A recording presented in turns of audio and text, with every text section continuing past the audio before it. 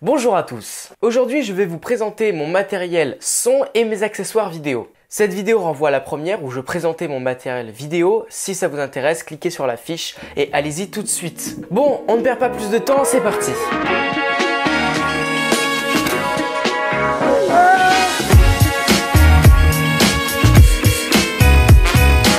On commence par la partie son. J'ai le micro Rode VideoMic Go de la famille des super cardioïdes. Bon, je ne vais pas vous expliquer tous les micros, je vous présente juste les miens et je vous montre ce que ça rend en vidéo et en son, c'est tout. Le micro Shure P81. C'est un cardioïde. Si vous ne connaissez pas les termes des familles des micros, je vous laisse en lien la vidéo de Ciné Astuce qui explique très bien toutes les familles, la théorie, la pratique, etc. Bref, ce micro est très solide et il est utilisé pour capter des sons qui sont très puissants ou là d'autres satureraient et aussi notamment pour des instruments. Le micro studio Rode NTG2, c'est un hyper cardioïde. Ça veut dire qu'il est très précis, c'est vraiment ce qu'on utilise lors des dialogues au cinéma. Tout de suite, un extrait. Pour devenir un homme qui a abandonné à nouveau sa famille. Alors non, je te suis pas. Tu te rappelles ce qu'on a subi après l'abandon de papa? Une grande souffrance. On a enfin retrouvé papa.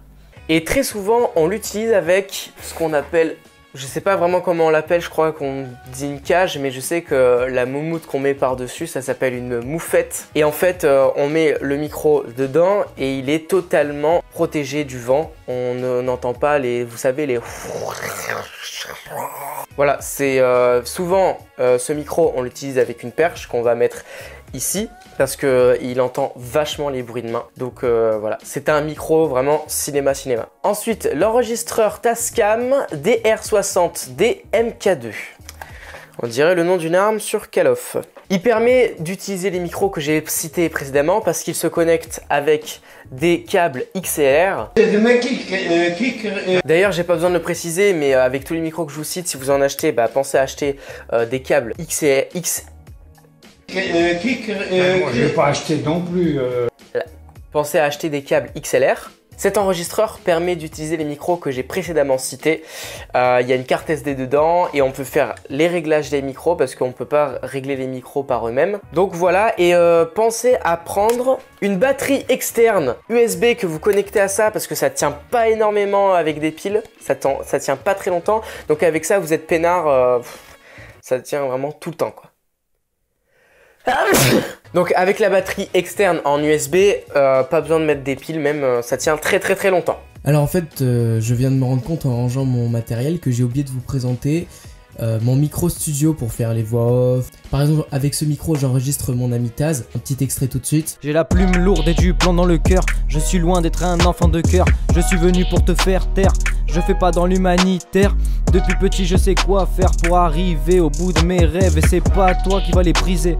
Je vais tout faire pour te coucher. J'ai la folie meurtrière. Donc c'est le micro Rode NT1. Non, je suis pas sponsor par Rode, mais en fait j'aime beaucoup leur micro. Pareil, c'est en câble XLR, donc vous voyez derrière j'ai mon enregistreur externe. Au moins vous pouvez vous rendre compte de la qualité de ce micro de studio pour les voix off, c'est vraiment très bien. Et aussi j'ai oublié de vous présenter, après pour moi c'est une évidence, mais si vous voulez utiliser tous ces micros, pensez, si vous utilisez l'enregistreur externe, pensez à acheter un casque. Pour le coup, le mien c'est un Bayer Dynamic DT770, c'est un très bon casque. Il est très léger, vous pouvez le porter pendant des heures sur votre tête sans ressentir la moindre gêne. Le son est très fidèle, c'est vraiment un bon casque je trouve. Voilà, moi je l'utilise pour mes montages, pour écouter de la musique, jouer aux jeux vidéo, c'est vraiment le top. Et le dernier micro que j'ai, c'est celui-ci, le micro cravate, le Rode SmartLav Plus. C'est vraiment idéal pour les interviews ou même quand voilà, je me filme, j'ai pas envie de m'embêter, je le branche à mon téléphone, il est en prise jack. C'est parfait, voilà, si vous voulez pas vous embêter, vous branchez à votre téléphone la prise jack.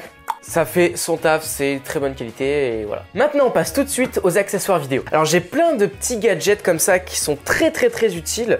Par exemple voilà, ça c'est un plateau support où il y a 3 plateaux.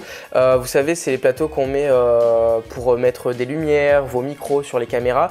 En fait, vous le mettez sur votre caméra et comme ça, vous en avez 3. Vous pouvez mettre votre micro là, votre panneau LED et autre chose, je sais pas. Donc, c'est très pratique ça. Ensuite, les Rotule Ball. Alors lui, c'est un costaud, hein, mais j'en ai des plus petites aussi. Ça, c'est un Andor. Je sais pas si ça se prononce comme ça. C'est une Rotule Ball, ça permet vraiment à tout. C'est top. C'est la tête d'un trépied en fait. Et ça permet de mettre votre caméra ou même mettre des lumières. Par exemple, je le fais avec ma deuxième lumière. Ça, c'est un cadeau de Bibo. Alors, si vous vous demandez, mais qu'est-ce que c'est que ce truc? En fait, tout simplement, c'est un porte-appareil photo. Vous vissez votre appareil photo sur cette vis. Et en fait, vous l'accrochez à votre ceinture, tout simplement, comme ça. Et ça permet, je sais pas si vous avez un deuxième boîtier, que vous êtes en train de faire un mariage ou quoi, que vous utilisez votre premier boîtier, et ben vous avez votre deuxième qui est juste pour la photo, imaginons, et ben vous pouvez le sortir d'un coup, tac, prendre la photo. C'est très utile, je l'utilise moi très souvent pour des repérages, par exemple si je vais en repérage sur un décor ou quoi, ou un prochain urbex, je prends ça avec moi, au moins ça à la ceinture, ça risque rien, c'est très costaud, et on peut le détacher, tout ça. Très sympa, encore merci Bibo, il a quasiment 3 ans d'âge hein, ce truc, et il tient très bien. Encore un support pour caméra, ça c'est une sangle en fait, ça c'est Peak Design et en fait c'est des sangles que vous allez accrocher, je vais vous montrer des images, que vous allez accrocher aux côtés de votre appareil, mettre une sangle ou l'enlever en 2 secondes, ça prend 2 secondes, je l'utilise très souvent pendant les vidéos que je fais en soirée, c'est très utile et résistant, c'est de la bonne qualité. Ensuite, j'ai aussi...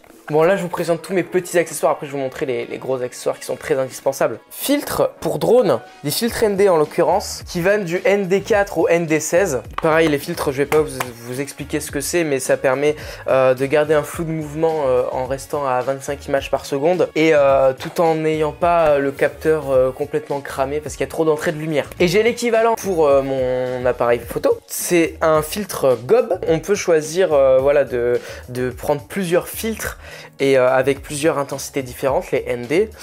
Moi j'ai pris un filtre variable, c'est beaucoup plus pratique pour moi parce que j'ai pas le temps de changer toutes les 2 secondes des filtres. En fait ça se présente comme ça.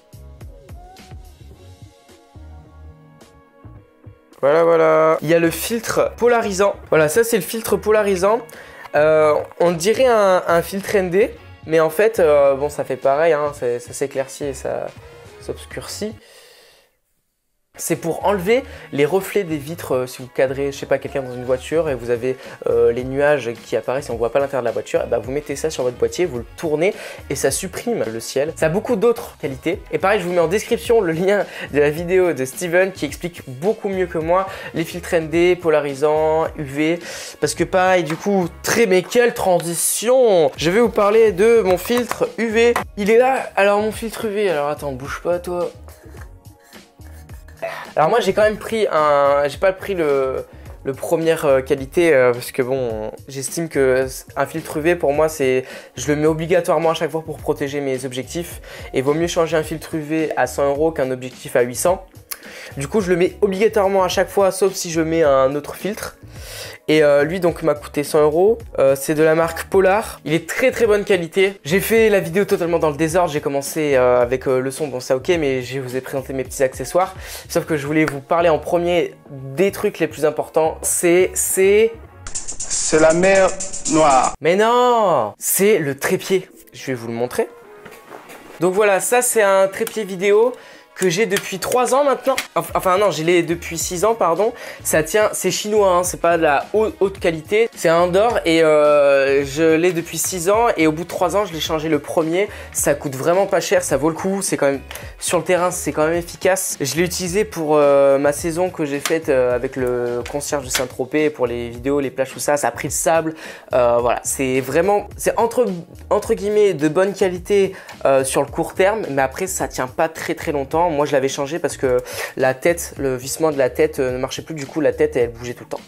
Là c'est mon deuxième trépied, c'est un Manfrotto. Je peux pas vous le montrer parce que bah il est là, hein, voilà, il porte mon appareil photo. Donc c'est un Manfrotto, je vous mets en lien pareil, hein, tout ce que j'ai cité, vous aurez tous les liens dans la description si jamais ça vous intéresse.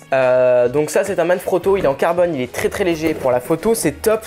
Mais attention, uniquement pour la photo, si vous commencez à vouloir faire de la vidéo, merde. Si vous commencez à vouloir faire de la vidéo, mettre un rail de travelling dessus, des lumières, des machins, ça va pencher, ça va pas tenir, ça vaut pas le coup d'abîmer votre matériel. Oh merde. Il y a aussi une alternative au trépied, c'est la mer Noire, la mer.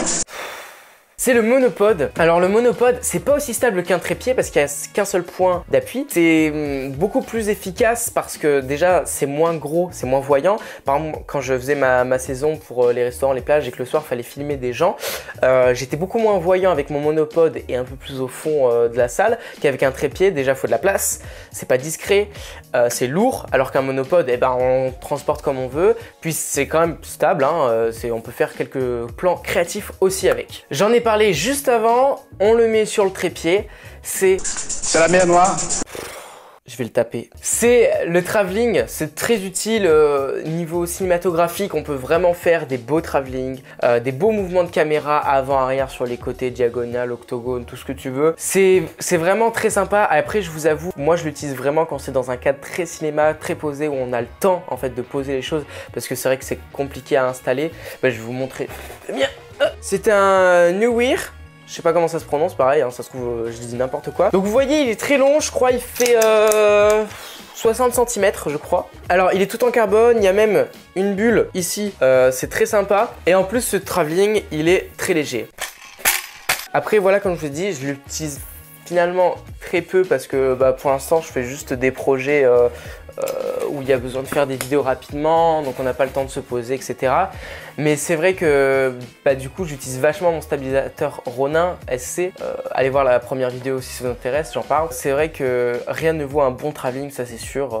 C'est différent quand même. Un stabilisateur c'est cool, c'est utile, c'est bien pour vraiment sur du rapide, sur du concret. Ça reste quand même de la très bonne qualité, surtout aujourd'hui. Mais c'est vrai que si on voulait garder un aspect de cinéma, vraiment utiliser ce qu'on utilise au cinéma. Ça dépend en fait de l'utilité que vous en avez. Ça aussi c'est très utile. Alors attendez, parce que du coup c'est un Garylopod. Un Garylopod, c'est un mini trépied extensible. Les pieds sont extensibles et on peut les mettre n'importe comment.